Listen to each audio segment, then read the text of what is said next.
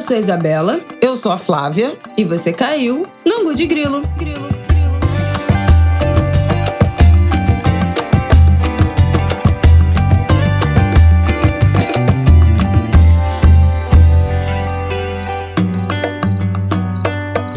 Oi, gente! Boa terça-feira pra vocês. Como vocês estão? Tudo bem? Tudo certo? Tudo bem, Flaviol? Tudo bem. Final de semana intenso, com o Dia das Mães. Pois é.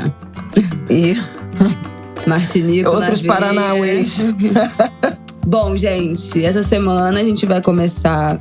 Obviamente, não tinha como não falar desse assunto, né? Do lançamento da chapa Lula e Alckmin, que rolou nesse fim de semana. Vamos falar sobre os discursos, o que rolou no evento, o que vale pontuar e ressaltar desse lançamento da chapa. E vamos falar, finalmente, trazer aqui no Angu, já com algumas resoluções e alguns encaminhamentos, a pauta das terras indígenas Yanomami, que estão, né, sofrendo muito com o território invadido com os garimpeiros, muita violência acontecendo, a gente tem visto na rede as pessoas falando sobre isso, né, há algum tempo, e vamos trazer aqui uma linha do tempo e um compilado do que temos de informação até agora. Então, a princípio são só esses dois temas, vamos ver se o Flaviol tira um terceiro Eu já tenho. Da carta. Então, qual é o terceiro? Não, teve alta de juros aqui no Brasil e nos Estados Unidos. O dólar voltou a subir, olhos abertos, porque já tem novo reajuste de diesel, de gás natural e pode vir aí reajuste de gasolina também. Aquela inflação nossa de cada dia. Greve dos caminhoneiros vem aí, será? Bom, vamos lá. Bom, vamos começar, né, falando sobre o lançamento da chapa Lula e Alckmin. Aconteceu no sábado, no fim da manhã, né, que começou o evento. Foi em São Paulo, presença de... Bom, eles anunciaram 4 mil, entre 3 e 4 mil Juro, isso convidados. Tudo? Foi num espaço bem grande em São Paulo. Gente do Brasil inteiro foi. Tinha uma expectativa, também celebridades, também grandes nomes da política, né, que formam esse arco de aliança, que é PT, PSB, mas tem a Rede, tem o PCdoB, tem o PSOL e tem o PV. Então é uma aliança ampla. Havia um pouco de expectativa de que fosse um evento muito para bolha, mas teve sim esse efeito de contagiar a militância. Sim. Foi muito assim, emocionado. Relançamento do jingle Lula Lá, que é um clássico dos jingles políticos. Quem não se emocionou tá morto por dentro. Só isso que eu queria dizer. O Alckmin, na véspera, testou positivo para Covid e aí não pôde participar presencialmente. Participou por vídeo, abre o discurso dele falando que estava com Covid, mas que graças à vacinação, as 3 doses da vacina, tá bem, sem sintomas graves. Então já começou militando no discurso. É porque tinha uma expectativa na véspera de Alckmin testou positivo, Lula vai testar, vai manter ou vão adiar. Como vinha numa persistente, né, repetição de falas, de análises, de crise na campanha, né? Crise de comunicação, porque Lula tá falando demais, porque isso, porque aquilo, trocou marqueteiro, etc. A decisão de manter, além de já ser inviável, porque as pessoas já estavam em deslocamento, né, para São Paulo, mas foi uma boa decisão, porque deu uma lufada de tirar essa percepção de uma campanha permanentemente em crise. Aliás, foi o fim de uma semana em que Lula foi capa da revista Time, da revista americana. Sonho deles, né? E foi importante, assim. Os bolsonaristas sentiram o golpe, porque ficaram dizendo que a revista não tinha importância. Mas Ricardo Salles, recalcado no Twitter, falou, quem se importa com isso? Quem se importa Ricardo com Salles, essa revista? Ex-ministro do Meio Ambiente, né? Pois é, e eles que já tinham feito capa fake, né, do Bolsonaro na Time. Foi uma entrevista que teve muitas críticas por conta do comentário e de uma certa falsa simetria que o Lula criou entre o Putin e o Zelensky. Acho que o fato de a entrevista ter sido no fim de março e de lá para cá, quando a guerra estava completando um mês, E de lá para cá, além do conflito ter se estendido, né, tem muitas violações por parte da Rússia. Acho que agravou um pouco essas análises, essas críticas em relação à declaração do Lula sobre o Zelensky. Falou, esse cara quer aparecer, interessou a ele a guerra. Eu considero que não foi feliz a declaração, embora tivesse alguns pontos ali importantes dele falar do papel da OTAN, se destacando, né, se dirigindo para o leste. Ele falou da importância de resgatar o papel da ONU, que está completamente desqualificada, total, desprezada, né? E aí ele falou, o Putin invadiu sem ouvir ou a despeito do Conselho de Segurança, mas os Estados Unidos também tinha feito isso com o Iraque. Então, assim, teve ali um recado sobre a relevância do multilateralismo que foi interessante e foi desqualificado ou ignorado a partir das críticas que Lula fez a Zelensky, que foram determinantes nas análises brasileiras. E eu até botei no nosso grupo no Angu a importância de ler a entrevista, que foi traduzida para o português, mas, sobretudo, ler o perfil do Lula, que é a reportagem de capa. Porque a jornalista, ela passa por cima disso. O perfil, a matéria, a capa é altamente favorável ao Lula.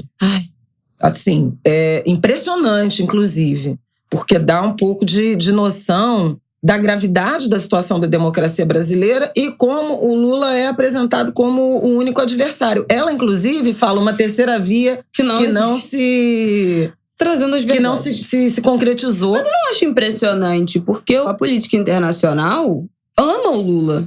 Mas assim... A imagem do Lula pro exterior, pros outros líderes mundiais, o que o Brasil foi na época do Lula, ele é um cara adorado. Bem. E ela, inclusive, cita isso, né? Que o Obama falou que o Lula é o cara, não sei o quê. Nossa, não sei o quê. Mas olha, à luz do que se acompanha em termos de cobertura, né, principalmente da grande imprensa, a narrativa que a Time escolheu é uma narrativa épica. Né? Mas é porque a grande imprensa brasileira odeia o Lula. A imprensa internacional, os líderes internacionais, sempre gostaram dele. Esse vilanismo do Lula é uma coisa brasileira, não é uma coisa mundial. Toda a imprensa internacional, os líderes internacionais que concatenam, que tem 3 neurônios, sempre detonaram o Bolsonaro, sempre falaram horrores do Bolsonaro, quando ganhou extrema-direita, não sei o quê, absurdos do Bolsonaro. Na época das queimadas, né, que tomou o mundo inteiro, o noticiário da devastação das queimadas do Pantanal, da Amazônia. Então, assim, o Bolsonaro é vilanizado como vilão que ele é pela mídia internacional. No Brasil, é que existe esse discurso de que o Lula é o pior dos mundos. A imprensa brasileira que comprou esse discurso, mas a internacional não. Assim como a imprensa internacional não comprou o impeachment da Dilma. Tá tratado também na... É golpe. Pra imprensa internacional também... é golpe. No Brasil é impeachment. Tá. Mas enfim, né? Adoro. Tá tratado também nessa entrevista de capa. Eles falam... perdi o nome da repórter. Queria me lembrar. Vou procurar aqui. Vai falando. Ela fala dessa questão... O Lula responde, né? Sobre o impeachment da Dilma. Sobre como... Ele não acreditava que ficaria somente no impeachment, que tentariam realmente alcançá-lo, neutralizá-lo. Ciara, que tentariam realmente neutralizá-lo. Ela fala da suspeição do Moro, né, do juiz, e da decisão não só do Supremo brasileiro, mas já inclui também a decisão do Comitê de Direitos Humanos da ONU, né, que considera que o processo do Lula não foi correto, né? E aí ela fala dos ganhos da gestão Lula para a população negra, indígena, pobre, desmatamento, e diz, Bolsonaro golpeou tudo isso. Ela usa esse verbo. Não. É muito forte, assim, a reportagem. Tem até alguns exageros, que assim, que não, mais ou menos, mas enfim, segue o bonde. Não é o momento da autocrítica. Não, porque... mas assim... Eu vou referenciar aqui o meu vice-presidente Alckmin, que ele fala: há momentos em que antes de uma aliança determinar a sua missão, é a própria missão que determina a sua aliança. No seu discurso de sábado. Então, quero saber. Outra coisa que eu quero destacar, que eu acho muito importante, e aí até comentei isso no Estúdio I, e acho que é uma falha, né, da imprensa brasileira, da grande imprensa, é que tem, acho que, 2 pessoas que foram entrevistadas fora o Lula. Uma é o Thomas Trauman, que é o articulista, escreve pra Veja e foi secretário de comunicação, inclusive no governo Dilma, jornalista. E Douglas Belchior, representando a Coalizão Negra por Direitos. E eu achei muito interessante como uma revista estrangeira como a Time reconhece a coalizão como um movimento político relevante. E eu tenho falado isso. A coisa mais importante que aconteceu na última meia década no Brasil, na política, foi a Coalizão Negra por Direitos. Não é trivial. Brasileira? Não, ninguém... As pessoas ignoram isso. Mas assim, é super importante. Os movimentos negro articulado na coalizão, 250 organizações do movimento negro numa articulação. O movimento negro sempre foi muito fragmentado. Você ter uma articulação que organiza essa voz... Já fez denúncia no Tribunal Penal Internacional, no Congresso Americano, na OEA. Ações super importantes. Se manifesta, estava até no desfile da Beija-Flor, se há racismo, com racismo não há democracia. É esse o slogan, né, forte em relação à defesa da democracia. Então, assim, achei muito interessante que a Time tenha ouvido a coalizão. E o outro é o movimento indígena, que ganhou muita força, muita visibilidade, inclusive internacional, também nesse período de trevas. A gente precisa chamar atenção para isso, né? O movimento de mulheres já era mais visível, também, obviamente, né? Com ele não, foi muito relevante, acusado de identitarismo, blá, blá, blá, blá, blá, blá, blá, blá, blá, que a gente já sabe, já comentou isso várias vezes aqui. Mas, assim, Coalizão Negra e Articulação dos Povos Indígenas do Brasil são organizações da maior relevância política, com protagonismo crescente nos últimos anos, ainda que não reconhecido pelo que a gente chama de opinião pública como tais. É muito impressionante como, pelo menos no Twitter, assim, os ativistas indígenas dominaram o Twitter, né? A área de atuação deles, o quanto eles conseguem mobilizar no Twitter nos últimos 1 ano e meio, 2 anos, é muito impressionante, porque eu acho que tinha-se, né, no senso comum, ou quem trabalhava com comunicação, ou quem estava nas redes sociais, não conheço ativistas indígenas, não conheço pessoas indígenas, influenciadores indígenas que falam disso. E agora, especialmente no Twitter, é muita gente jovem, a maioria, jovem assim mesmo, de 20, 23, 25 anos. Indígenas aldeados ou não, mas assim, de várias etnias que estão ali o tempo inteiro no Twitter falando sobre as suas realidades, falando sobre seus trabalhos, falando sobre violências ou não, falando das suas culturas, falando, quebrando esses estereótipos. E é muito impressionante como no último 1 ano e meio, 2 anos, cresceu a quantidade de indígenas que tá ganhando assim, visibilidade e projeção nas redes sociais, falando sobre as próprias lutas e sobre as próprias vidas, e não mais centralizado em 1 ou 2 figuras, né, como era o Raoni, né, que era a referência indígena. Nos últimos anos também, o Krenak, que chegou nesse lugar de ser a Sônia Guajajara. A gente tinha, 3, 4, né, grandes personalidades que se conheciam, né, de indígenas, a maioria já mais velho, já em outro momento de vida, mas a juventude indígena está dominando as redes. É muito, muito incrível de perceber esse movimento. Assim, acho que quem tem Twitter já tá ligado nisso. Então, bom, fizemos uma longa introdução a partir da Time para chegar no sábado. Isabela já deu o papo aí sobre o discurso de Geraldo Alckmin, que foi transmitido ao vivo, né, por conta da Covid. Havia uma questão, será que ele vai gravar?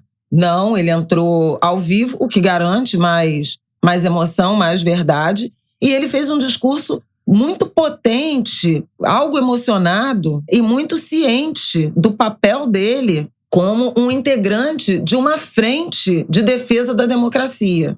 Eu acho que a terceira via, ela também desaparece porque essa composição do Lula com o Alckmin que é, na verdade, a materialização de uma aliança PT-PSDB, que sempre foi, em vários momentos, né, da nossa história democrática, desejada, porque eram realmente os partidos mais da social-democracia, ou da esquerda, ou do centro-esquerda brasileiros, e nunca se materializou por conta de muita rivalidade das duas legendas em São Paulo, como agora ela se faz presente, embora não seja com o PSDB, né? O Alckmin deixou o PSDB e foi para o PSB para viabilizar essa composição de chapa, mas o Alckmin é um tucano de DNA, tem DNA tucano, fundador do PSDB, representa muito do que no sentido da defesa da democracia, né, desses valores democráticos, o PSDB na origem representou.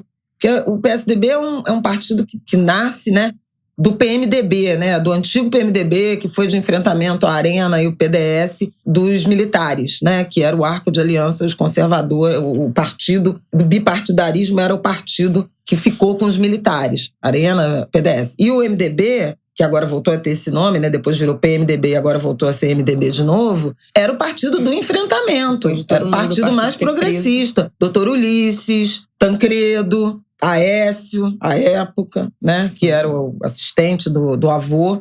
O PSDB surge de uma cisão daquele partido. E Alckmin está na gênese disso. Foi um leal companheiro de Mário Covas, que é um quadro histórico também, um democrata muito relevante, né? E foi traído no PSDB. Pelo Dória, inclusive no Bolso Dória. Que aí bom, o karma volta, porque agora ele que tá tomando uma banda dessa tentativa aí do Eduardo Leite, que a gente já falou aqui. Exatamente. Tá? Esse cabo de guerra. Então, assim, quando o Alckmin deixa o PSDB, vai pro PSB e abraça essa chapa, né, para se tornar vice do Lula, um antigo adversário, né, quem já se enfrentaram em 2006 com a vitória do Lula, é significativo.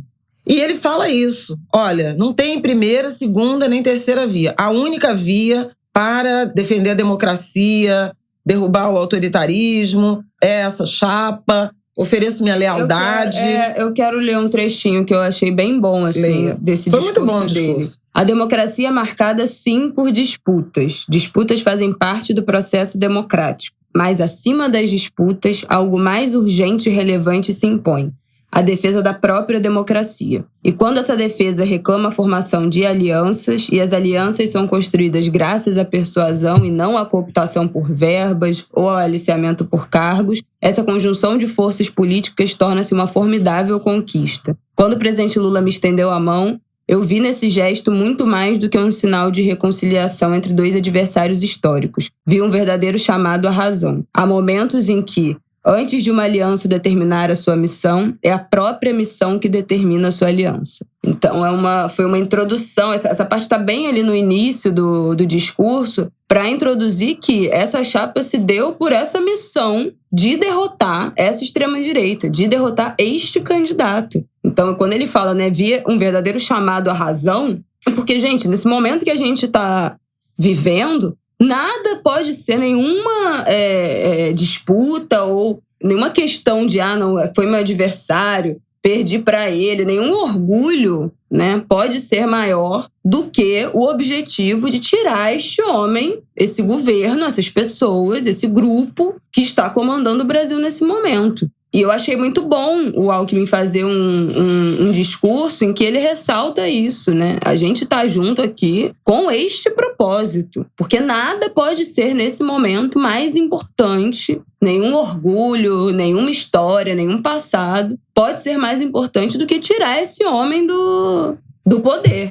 Então, achei o discurso dele bem racional, assim, não foi uma coisa, sonhadora, de que não, agora somos... nossa, um só, melhores amigos e estamos agora do mesmo lado para sempre na vida. Não, foi um discurso muito racional e pragmático do tipo, essa foi a alternativa que a gente encontrou para cumprir esta missão número 1, que é tirar esse governo do poder. Óbvio que não foi um discurso pragmático, grosseiro, foi muito gentil. Alckmin, em vários momentos, reconhece, né, várias conquistas do governo Lula, do governo PT, vai passeando, assim como o Lula, né, passeou por vários programas de governo, foi exemplificando várias coisas que eles conseguiram, que o governo PT conseguiu no Brasil, tirar do mapa da fome, o Luz para Todos, as cotas, os programas de inclusão nas universidades. Enfim, eles foram passeando por essas conquistas. Então, acho que sei lá, nesse momento que a gente tem 37 terceiras vias e nenhuma consegue decidir nada, né? Nenhuma consegue se ajeitar, foi uma demonstração muito, eu acho que histórica, assim, de um pragmatismo e de tipo, se despir do orgulho. Vou colocar o meu orgulho no bolso porque a gente tem uma coisa maior pela qual que lutar é a defesa e combater. Da democracia. Isso foi muito importante e eu queria, assim, primeiro chamar a atenção para a importância dessa aliança e desse discurso em relação, primeiro, a essa terceira via hesitante, que praticamente naufragou na semana passada, né, com a decisão do União Brasil de lançar candidatura própria e a indefinição que segue, né, entre Leite, Dória, Simone Tebet. E o Moro não vai se candidatar nem a deputado mais, né? Ainda não está batido o martelo, mas é o que se comenta. O que eu acho ótimo, que eu já falei aqui, vai ser, né, o candidato, que é o presidente, que era o presidente do PSL.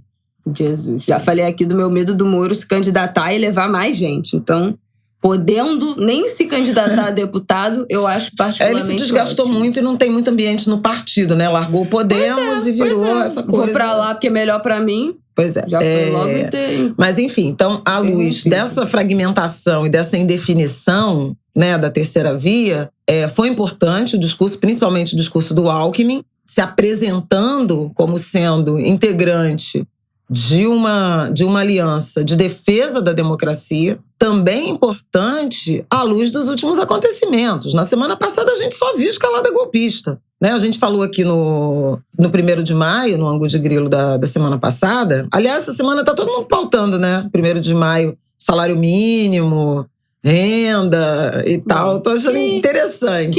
Bom, eu não preciso nem falar, né? Vocês que são nossos ouvintes, vocês já sabem que vocês ouvem primeiro aqui tudo. Mas assim, teve muita tensão entre militares e o STF e o TSE, né?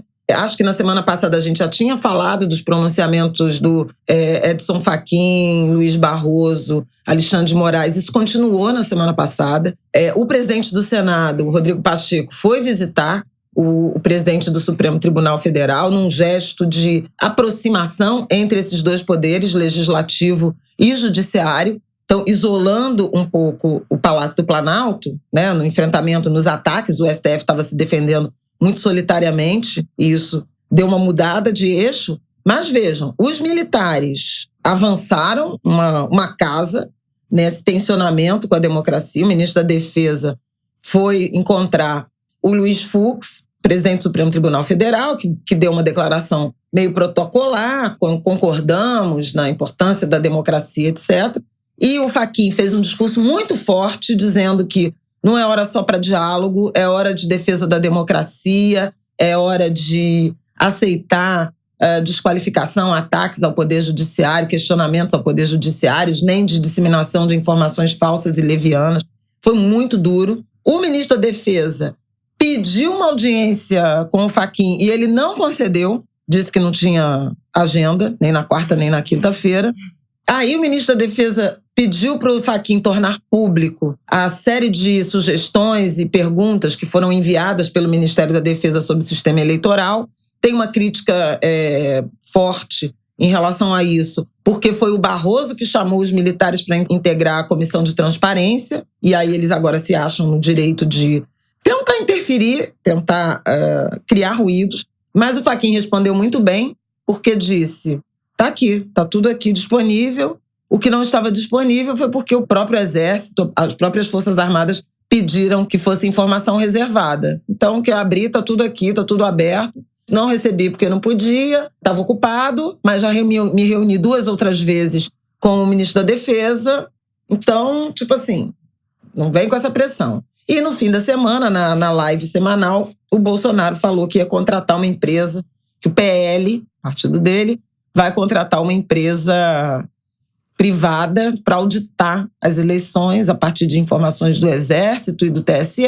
E se eles chegarem à conclusão de que não é possível auditar, o TSE vai ficar em situação difícil. Quer dizer, é mais um degrau, né, avançando na tentativa de desqualificar o sistema eleitoral, a democracia, o Tribunal Superior Eleitoral e as urnas eletrônicas. Acontece, o perigo disso é se, de fato, o partido ou os partidos que apoiam o presidente morderem essa isca. Porque se é o PL que vai pagar por uma empresa privada auditar, é sinal de que partidos políticos estão desconfiando do sistema eleitoral que elegem os políticos desse partido. Então, assim, não se trata somente de eleição presidencial. A gente vai eleger governadores, a gente vai eleger deputados federais, 1/3 do Senado, assembleias legislativas, portanto, os deputados estaduais e distritais, e é absolutamente fundamental que os partidos políticos não caiam nessa. Então, acho que essa é uma pergunta para a gente fazer e acompanhar nessa semana.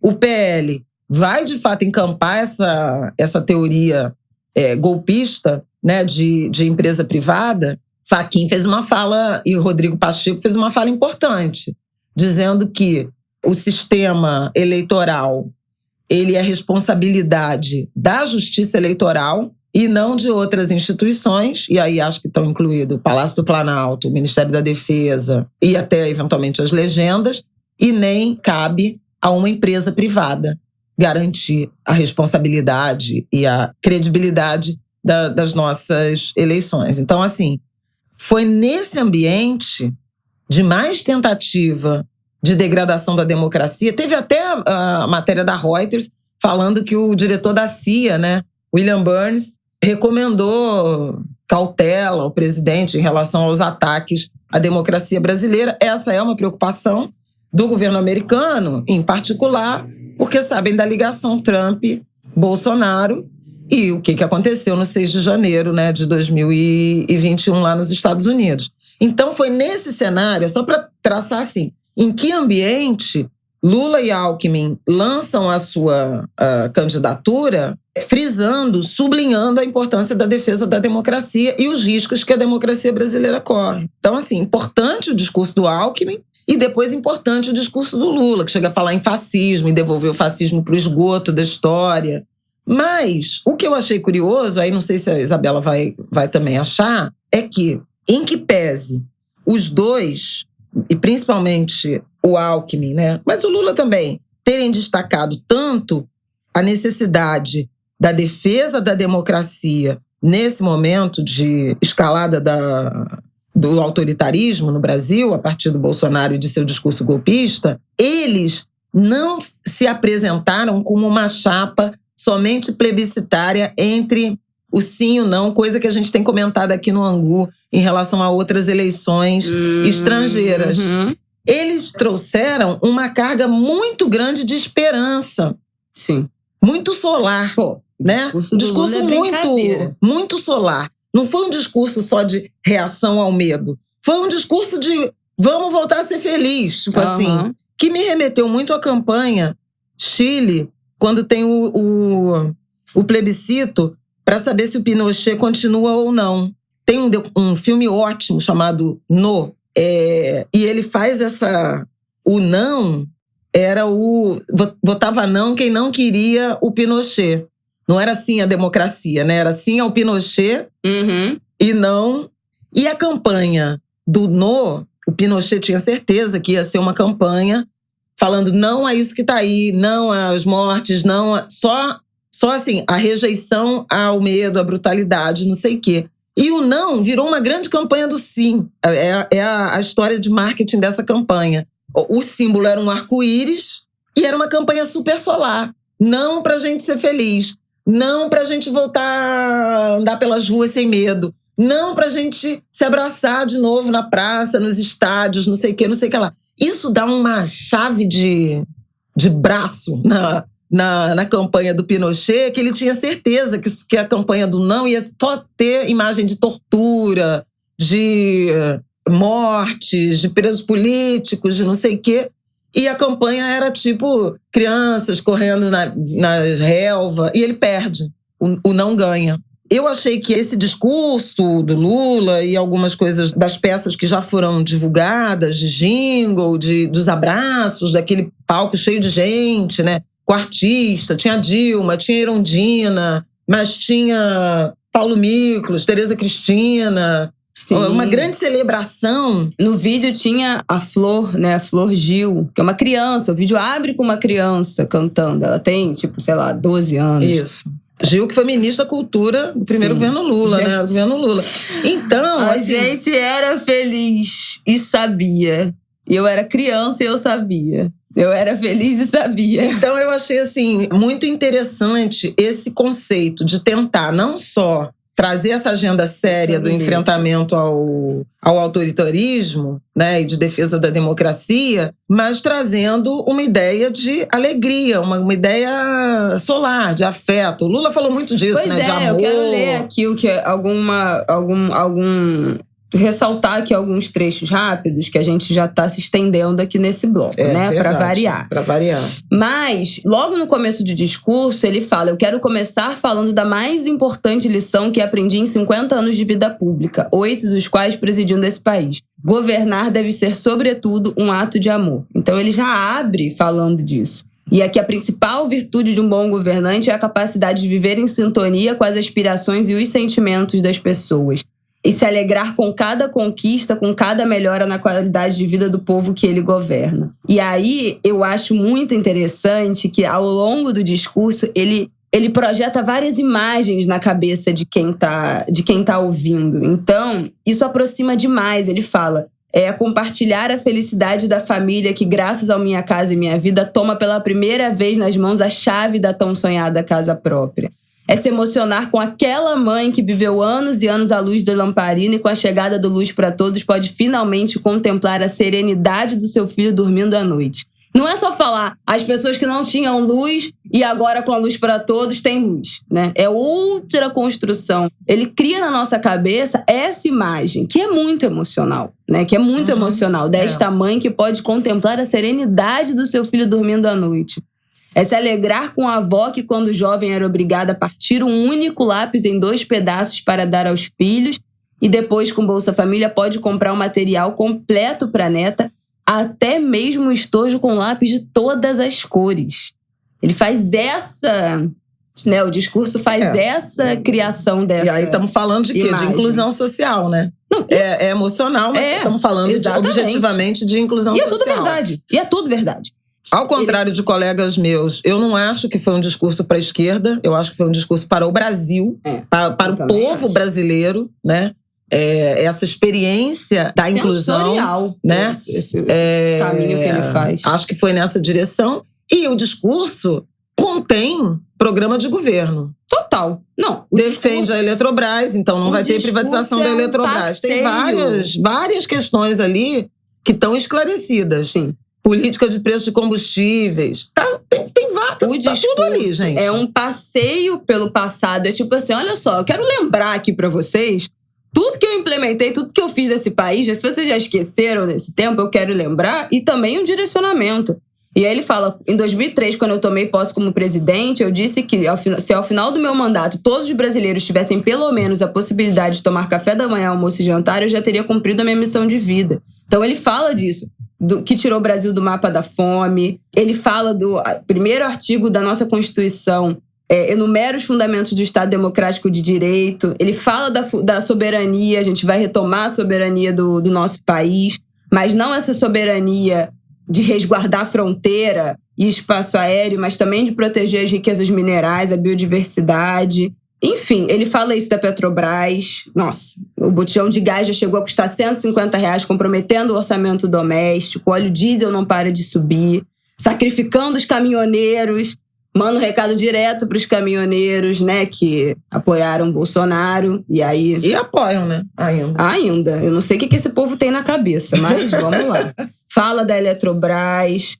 Perder a Eletrobras é perder a Chesf, Furnas, Eletronorte, Eletrosul, entre outras empresas essenciais para o desenvolvimento do nosso país.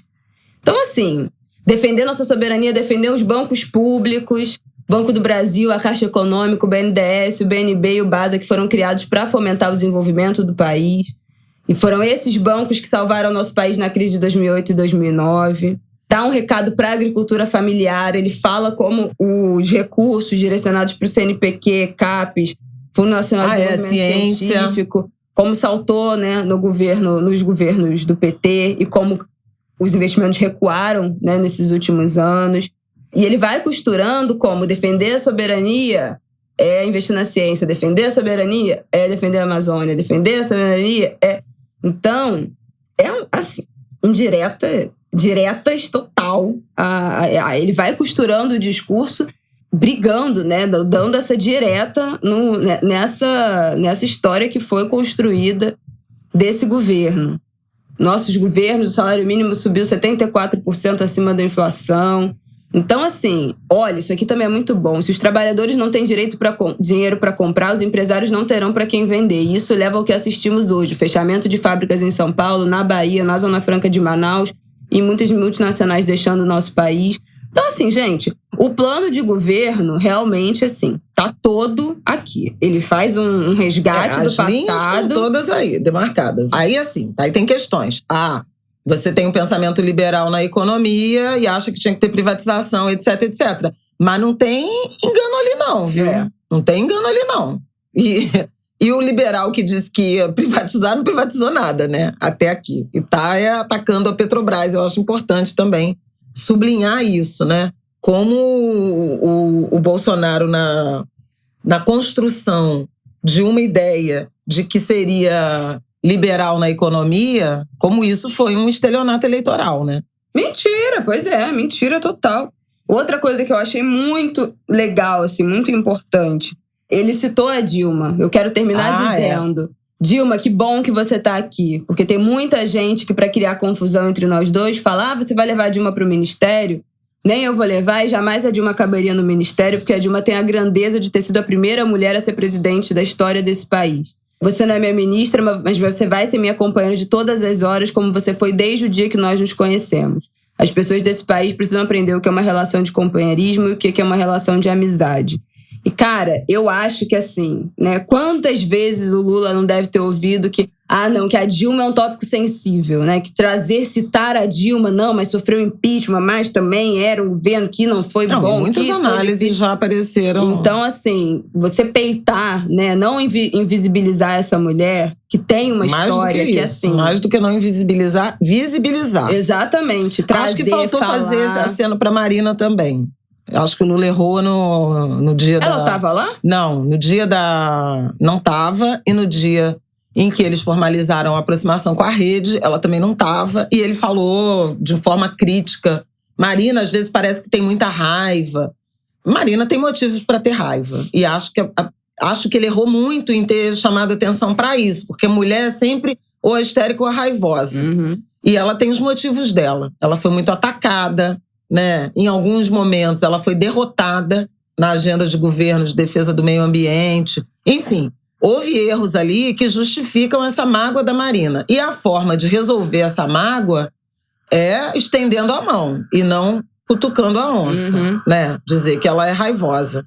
Aí ela falou, tô surpresa que Lula sentiu falta da minha ausência e me acha raivosa. Pô, não dá, né, gente? Faltou esse aceno. Ok. Na minha opinião. Aguardo. Em que pese críticas que possam ser feitas à Marina, mas a Marina é um nome importantíssimo. Importantíssimo. Marina é sinônimo de defesa do meio ambiente, de tentativa de conciliar a agenda de desenvolvimento com sustentabilidade. É um quadro amazônico, né? Uma mulher que vem do Acre, vem da floresta, vem dessa luta. Então, assim, a Marina precisa marchar com esse grupo em defesa da democracia, até pela nossa pauta que vem agora, né? Sim, na defesa dos povos indígenas, das demarcações. Marina é um quadro que precisa ser cuidado e respeitado. É o meu senão que eu faria. E ele termina, de novo, né, voltando no que a gente tinha falado, construindo essa imagem. Ninguém pode ter medo de provocação, é proibido ter medo de provocação, é proibido ter medo de fake news, é proibido ter medo de provocação via Zap e via Instagram. Nós vamos vencer essa disputa pela democracia distribuindo sorriso, carinho, amor, distribuindo paz e criando harmonia. Então volta nessa imagem. O slogan da campanha do Haddad seria perfeita, né, nesse momento. Brasil feliz de novo.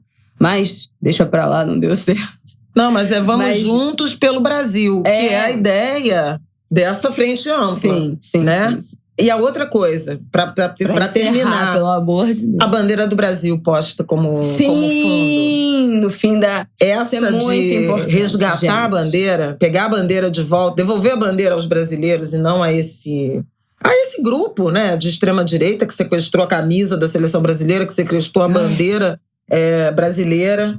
Essa gente atacou o Ciro Gomes, Expoagro em Ribeirão Preto, tentou também agredir, cercar o próprio Lula na quinta-feira passada, quando ele chegava para uma palestra, uma cerimônia na Unicamp. Os seguranças tiveram que descer do carro, armados, foi uma cena. Então, assim, esse ambiente de violência política que Bolsonaro estimula e os bolsonaristas aplicam também envolve a apropriação de símbolos nacionais como a bandeira. Então, achei interessante e em alguma medida ousado, pegar de volta a bandeira como um... Também adorei isso. Não sou uma verde e amarelo desse negócio da bandeira, mas... mas é simbólico, porque eles usam isso. A nossa bandeira não será vermelha. E isso enfraquece esse outro lado, né? Essa galera. Porque se a gente retomar, se a esquerda retomar o lado democrático, não só a esquerda, se a bandeira for devolvida, né, para a totalidade da população e for retomada por esse lado, né, que de certa forma teve que entregar a bandeira porque foi apropriada para esses grupos, eles ficam sem um símbolo que una, né? Porque eles se reconhecem com esse verde e amarelo, né? É o fundo da foto no Instagram, é a bandeira do Brasil ao lado dos nomes nas redes sociais. Eles se reconhecem, eles se juntam, se aglutinam com esse verde e amarelo, com essa bandeira. Então, se eles perderem esse símbolo, se isso ficar confuso, isso também vai dar uma bagunçada, uma desnorteada e vai provocar uma desunião. O que não cai muito bem. Uma desunião. Mas que eu acho importante, né? Tem uma melancolia. Tem muita gente que sente muita falta.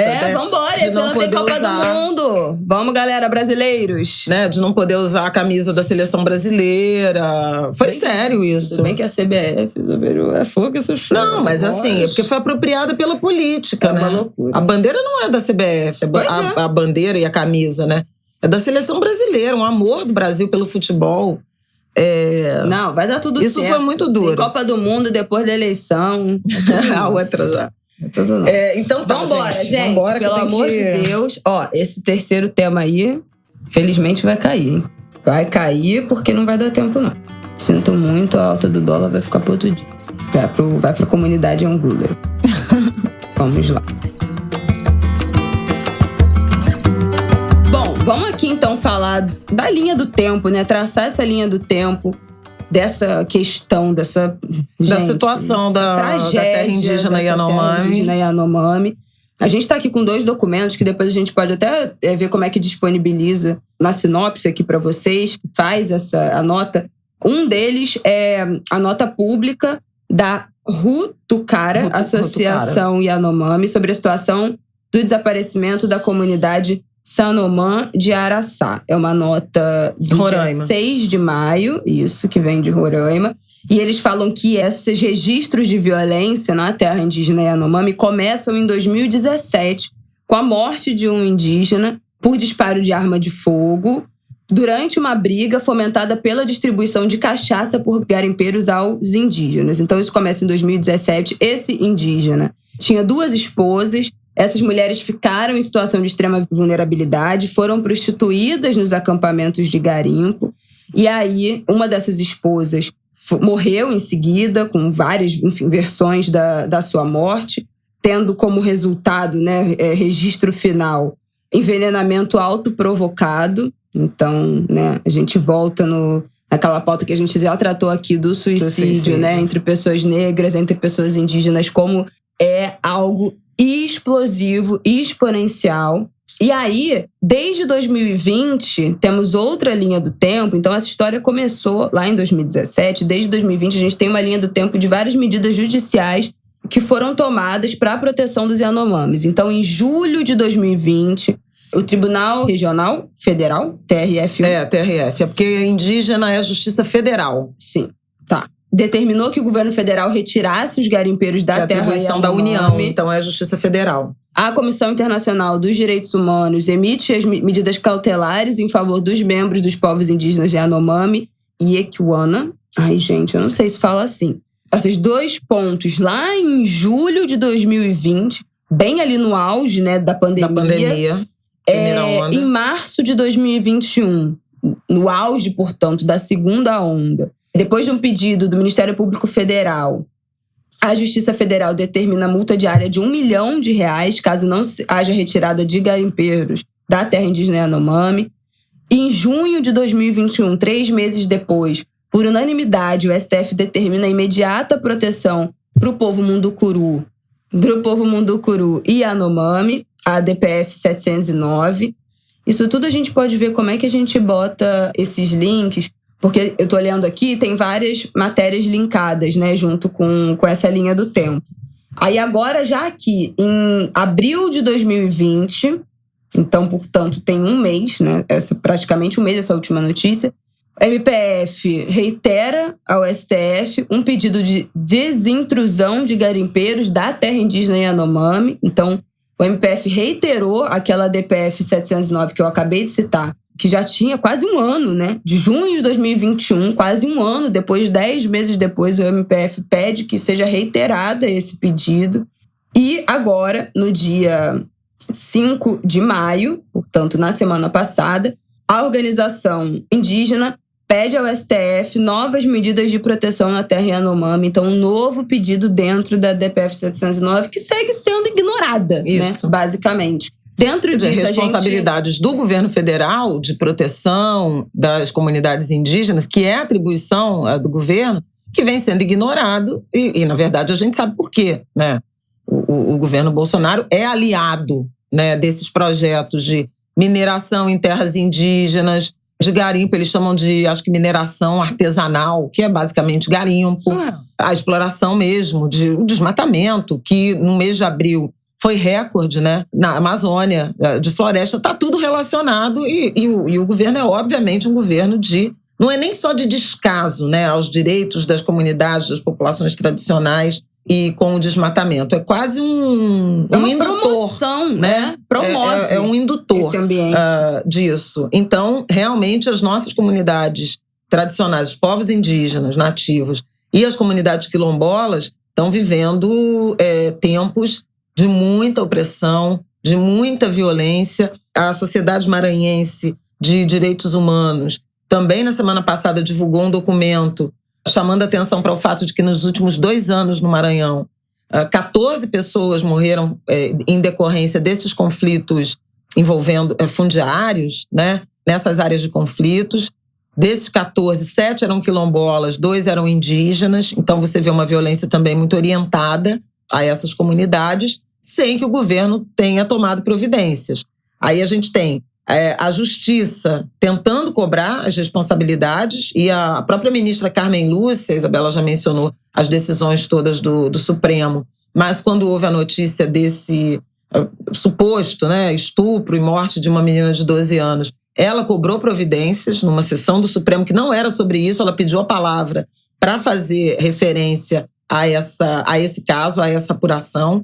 Na semana passada, a Polícia Federal chamou uma entrevista coletiva na sexta-feira, para dizer que não constatou que esse crime tenha ocorrido, que foi o estupro e a morte dessa menina de 12 anos, o desaparecimento da criança de 3 anos e o desaparecimento dos aldeados, né, da comunidade que foi de Araçá. Que foi tudo incendiado e que teriam, né, sumido, desaparecido e estavam procurando onde é que estavam essas pessoas. Sobre a comunidade incendiada, essa é uma prática da tradição nômade dessa comunidade. Quando eles se mudam, seja por terem sofrido alguma violência, em geral por terem sofrido alguma violência, eles tacam fogo e vão se estabelecer em outra área.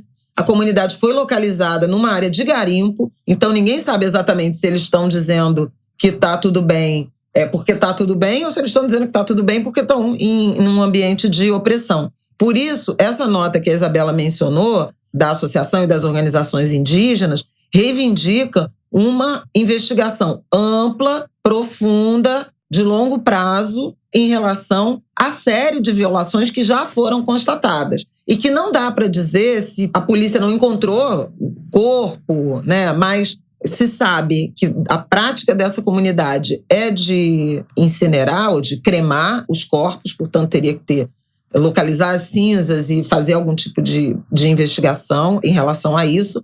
Mas o que é fundamental é que essa comunidade, a terra indígena Yanomami, é vítima de violações, de invasões, de violência desde 2017. Os registros continuam e é preciso que essa investigação seja duradoura, séria, inclusive envolvendo antropólogos, eles falam isso, gente especializada na cultura, com conhecimento da comunidade, do território, dos modos de vida e domínio da língua também, porque muitos não falam português. Então, assim, é uma questão grave e muito ampla. Não foi por acaso também que nos últimos anos a APIB, né, a Articulação dos Povos Indígenas, denunciou o governo Bolsonaro 3 ou 4 vezes ao Tribunal Penal Internacional por genocídio, né? Então, assim, tem muitas perguntas, muitas interrogações, a confirmação de medo, de opressão e de invasão e pouca investigação e nenhuma atenção às medidas já determinadas pela Justiça de proteção aos povos Yanomamis e à terra indígena Yanomami e aos povos indígenas de modo geral. Eu vou ler um trecho aqui da nota. Essa nota eu acho que a gente consegue pegar ela e deixar um link aqui para vocês lerem na íntegra. Mas tem um trecho que é exatamente isso que minha mãe falou e eu vou ler aqui para vocês verem como foi descrito, né? O drama vivido pela comunidade de Araçá não é um fato isolado na terra indígena Yanomami. Em todo o território, o garimpo invade as nossas terras, destrói nosso modo de vida, nossas roças e gera fome e violência. Nossas mulheres e crianças estão sendo violentadas recorrentemente em diversas regiões assoladas pelo garimpo. Então, acho que a nota dá uma dimensão que é a terra Yanomami, e aí tem várias comunidades dentro desta terra. São fatos que acontecem em diferentes comunidades dentro desta grande terra indígena. Voltando. Nossas famílias estão adoecendo e morrendo de doenças facilmente tratáveis. Isso foi denunciado, né, que crianças Yanomami tinham morrido já nesse último ano, enfim, nesse último ano e meio de denúncia, porque não conseguiu socorro, porque não conseguiu buscar ajuda médica, porque não conseguia sair da comunidade, porque não conseguia sair da terra. Nossos jovens estão morrendo da violência das armas e fogo trazida pelos garimpeiros. Mais um pouco abaixo da nota diz: se a União estivesse cumprindo a ordem judicial do Tribunal Regional Federal da Primeira Região, que desde 2020 determinou a retirada dos garimpeiros ilegais de nossas terras, muitas das tragédias sofridas pelos Yanomami teriam sido evitadas. Então, já foi decidido, né, gente? Assim, é uma ordem que já foi decidida. Tem que cumprir. E enquanto não cumpre, né, nesses 2 anos que essa decisão é ignorada, em que essa população, em que as forças também, as instituições, né, o MPF, as organizações indígenas ficam reiterando, gente, tem que cumprir, essa decisão já foi tomada, tem que cumprir. E o governo federal continua ignorando, né? Então, é isso, é a promoção da violência. Não é só fechar os olhos, não é só descaso, não é só displicência. É projeto, né? É o que a gente fala muito aqui no Ângulo de Grilo. É o projeto, faz parte desse projeto, desse governo, desde lá da sua campanha. Isso aí não dá para falar que foi estelionato eleitoral. Ao contrário do liberalismo, da privatização na economia, isso foi dito, né? Não vai demarcar uma terra. Isso foi dito. Não vai ter demarcação de terra indígena nem quilombola. 1 centímetro de terra. A campanha se construiu nisso. No genocídio, no ódio, na exterminação dos quilombolas, dos indígenas e, em geral, né, das pessoas negras e das pessoas pobres desse país. De novo, eu falo aqui toda semana, é um governo que odeia o Brasil. Odeia a população brasileira. Odeia o que é esse país. Odeia quem construiu, quem é o fundamento, os povos que são o fundamento desse país. E isso é só mais uma consequência de um extermínio indígena, que é a regra, né, gente, no Brasil. A população indígena brasileira foi exterminada. O que a gente vê hoje são pequenos fragmentos do que sobrou, de quem conseguiu sobreviver a 5 séculos de extermínio, de genocídio. A população indígena atual no Brasil é irrisória. E muitas também, e seus descendentes, perdem essa identidade, né? tem uma luta que os ativistas indígenas travam muito, que é dentro, que a gente, esqueci a palavra, mas que a gente agregou, né? O IBGE, enfim, os institutos de pesquisa, foi de comum acordo e de estudo de que a pardo está dentro do grupo negros, mas os indígenas falam, tem muitos indígenas dentro do grupo pardo que perderam a conexão, que perderam a sua história, que não reconhecem a sua história, que tiveram a sua história de vida, as suas raízes, a sua ancestralidade apagadas. Então tem muitos nesses grupos de pardo que são pessoas que na verdade são indígenas e que não têm relação, que foram, né, que essas pontes com a sua ancestralidade foram exterminadas. Então, ainda tem a população, né, que conseguiu resistir com as suas raízes, as suas tradições, mas tem uma parte da população indígena que perdeu completamente a sua conexão, né, com a sua etnia, com a sua história, porque o projeto é o apagamento. É o apagamento e se não o genocídio, é o apagamento, é a desunião, é fazer com que essas pessoas não se reconheçam, né? O que também é o projeto brasileiro para as pessoas negras. Quanto mais a gente rivalizar dentro da comunidade, quanto mais a gente separar, quanto mais a gente apagar a história e a conexão com esses laços ancestrais, melhor é para o projeto, né? E o Brasil é muito bem sucedido, o Brasil foi muito bem, é um país que deu nesse sentido, deu tudo certo. Deu tudo certo. Esse projeto brasileiro de apagamento dos povos originários deu absolutamente certo. E é muito triste. As consequências a gente vê até hoje em um agravamento crescente nesse governo, em que teve também como seu projeto, seu carro-chefe de governo, o extermínio dessa população. Então, assim, o que a gente tinha, que a gente queria trazer hoje, era voltar um pouco nessa história, né? Fazer aí alguma linha do tempo, porque para demonstrar que não é algo de agora, não é algo no último mês, né? Na semana passada teve muita comoção, cadê os Yanomamis? Exatamente, por conta do desaparecimento da comunidade. Mas não é algo de agora, não é. Já vem o quê? Há 5 anos, né? 2017, são 5 anos dessa política de extermínio e da tentativa das comunidades na terra Yanomami de sobreviver. E tá cada vez mais difícil. As informações são muito, né? Enfim, é uma região que é isolada, que vive nesse domínio do garimpo, então é difícil chegar, é difícil saber. Difícil transitar, mesmo para a imprensa é muito difícil, porque aviões, helicópteros ou são do governo, que não tem muito interesse, ou são da polícia, ou são dos próprios garimpeiros e grileiros e invasores. Então, é tudo muito complexo, inclusive para ter acesso às informações, né? Mas na medida do possível. Esse grupo que teria saído desse lugar que foi incendiado foi localizado. Foi encontrado, sim, foi encontrado. Grupo foi localizado, essas pessoas estão vivas, se deslocaram, né, fugindo. Mas é aquilo, já vi gente na internet falando, tem que tirar essas pessoas desse lugar e realocar num lugar de segurança. Gente, oi, como assim?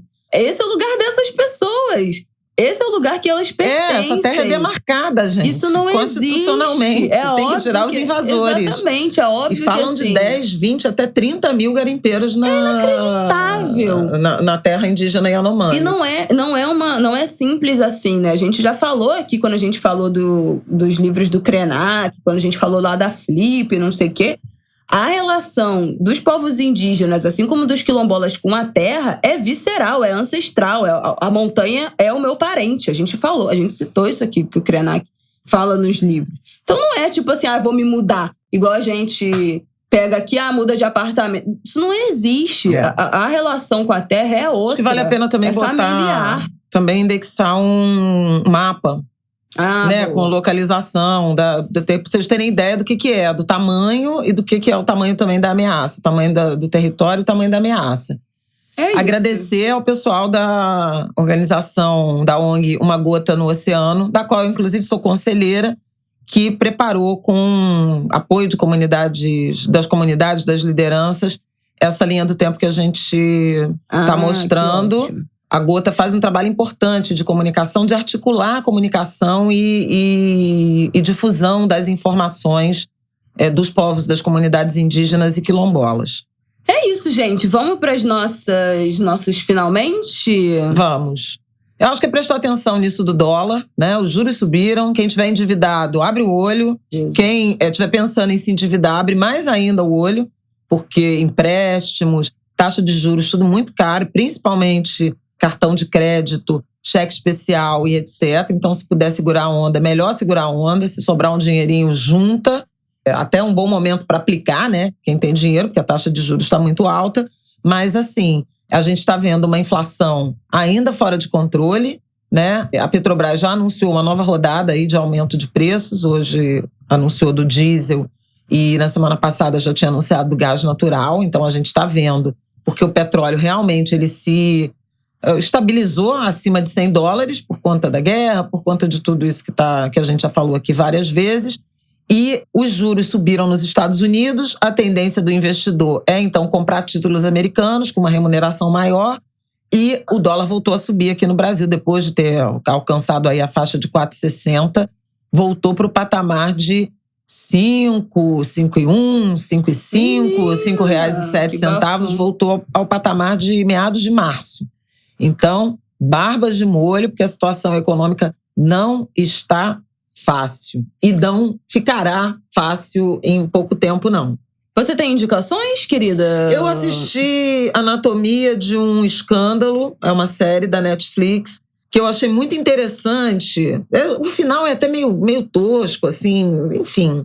Mas eu achei muito interessante porque é sobre uma acusação de estupro de um figurão. E como, a partir daquela acusação, ele é um cara casado, que tem um caso com uma mulher, o caso é descoberto, sai na imprensa, e ele tem que contar para a mulher dele, né, que teve essa aventura, e depois essa amante o denuncia por estupro.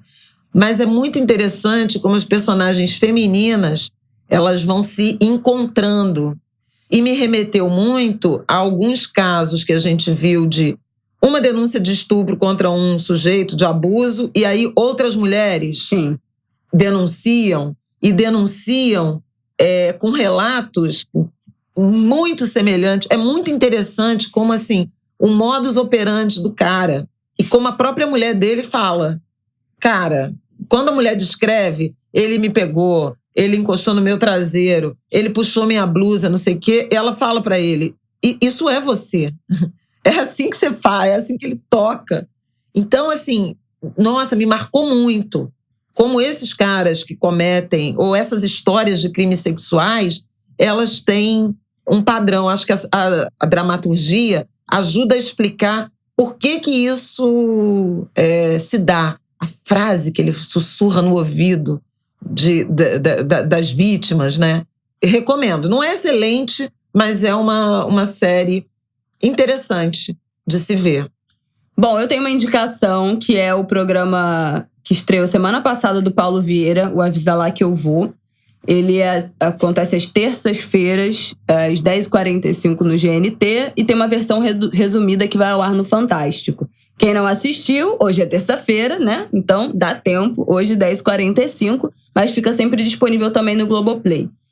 O Paulo viaja pelo interior do Brasil, por cidades do interior do Brasil, contando histórias da brasilidade, explorando gêneros musicais, danças, costumes de pequenas cidades no Brasil. O primeiro episódio é em Natividade, no Tocantins, que é a cidade da família dele. Quem segue o Paulo Vieira no Twitter, Paulo Vieira é o que fazia o Big Terapia, é um humorista que fazia o Big Terapia no Big Brother.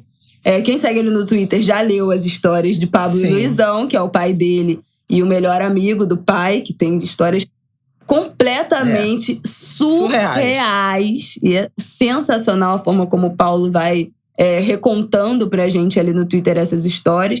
O programa é super legal, é super leve. Eu assisti por acaso na semana passada, mas ele senta na praça e conversa com a galera. Ele entrevistou uma galera de um grupo de uma dança, não é típica que fala, né? Acho que isso já tá em desuso, mas uma dança o quê? Original ali da cidade, histórica, enfim, daquela comunidade, e os preconceitos que aquela dança, aquelas pessoas que praticavam aquela dança, aquele gênero musical sofriam. Ele cozinha uma galinhada com a família ali e com os vizinhos. Nossa, adoro galinhada. Então é um programa muito legal mesmo, assim. É leve, a gente se distrai, aprende. O Paulo é engraçado, é um programa com humor, com intimidade. Eu adorei. Recomendo a todos vocês, quem não puder assistir ao vivo, né, no GNT, essas estreias, que veja no Globoplay. É curto, eu acho que desses programas do GNT que tem meia hora, 25 minutos, e vale muito a pena. Agora, deixa eu dar uma dica aqui da minha programação, porque eu tô saindo correndo, que eu vou gravar uma mesa com Dona Conceição Evaristo, que vai ser exibida no sábado. É uma mesa da FLI Araxá, que a gente tá gravando remotamente, mas vai ser exibida no sábado, dia 14, às 18 horas. Eu acho que vai ser um papo bem bom.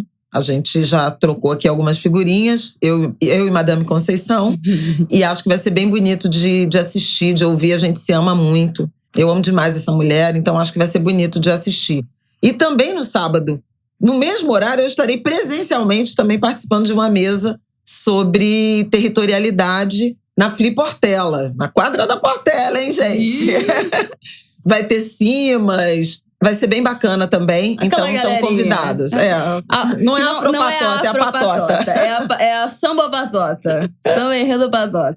Samba Patota. Eu tenho uma indicação de programa aqui no Rio de Janeiro, hein? Pra quem tem filho, pra quem tem sobrinho, nesse fim de semana, sexta, sábado e domingo, vai ter o meu primeiro festival, que é um festival de música e atividades voltado para as crianças.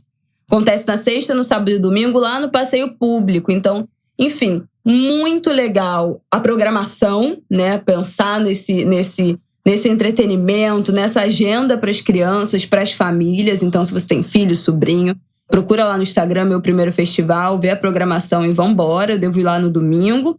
E extremamente importante ser no Passeio Público, a retomada, né, do centro da cidade, um lugar que estava completamente abandonado. É Passeio Público ou Praça Paris? Passeio Público. Maravilhoso. Passeio Público, que tava, a Praça Paris ainda até tem mais movimentação ali por causa da Feira da Glória e tal. O Passeio Público estava abandonado há anos atrás. Então, um movimento aí de retomada desse lugar.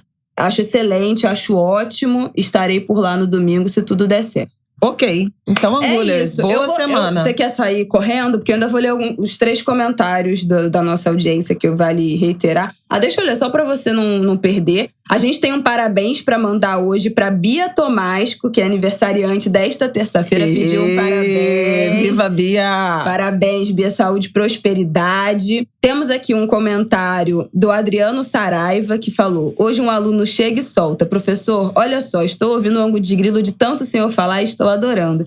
Fiquei super feliz e aumentando o clã dos Angulers na podosfera. Valeu, gente, prof! Tudo pra mim, os jovens nos ouvindo. Temos aqui uma mensagem da Manu Muliquinha, que é uma indicação. Ela falou: Angu de hoje espetacular, foi da semana passada. Sobre a indústria da fórmula infantil, eu indico o podcast Prato Cheio, do Joio e o Trigo, que acho que ilustra muito o que a Bela Reis falou no segundo bloco. Vou deixar aqui a indicação. Esse podcast, o Joio e o Trigo, muito bem recomendado. Já ouvi muitas pessoas falando sobre ele. Eu conheço desde o início. Muita gente falando sobre ele, excelente indicação.